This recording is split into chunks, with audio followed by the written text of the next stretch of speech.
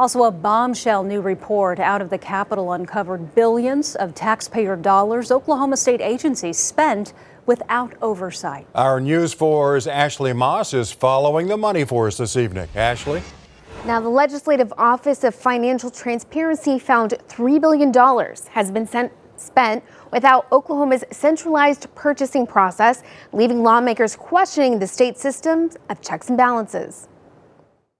During this evaluation, we really saw a shift from a centralized to a very decentralized scenario where the agencies were in control of much of the spending rather than a central unit. Twists and turns in the weighty report unveiling a gross purchasing imbalance among state agencies. $3 billion spent with no government oversight. Over the last decade, OMES did not refer agency violations of the Central Purchasing Act to the state auditor or attorney general. The report found the law is vague on when an exemption can be used, with the lack of oversight exposing the state to risk, the inability to punish anyone who abuses it. Exemptions are used to expedite purchasing, but many of these transactions lack external accountability and oversight prior to a purchase being made. Another surprise.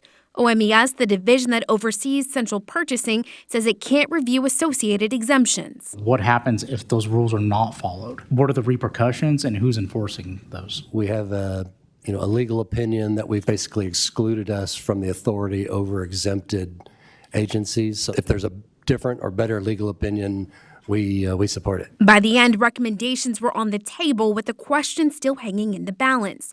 Who are the ones reportedly holding others accountable answering to? Who gives you orders to do what you do? I was hired by the governor, so I would assume he would have, but we actually don't, we talk very little about matters of such.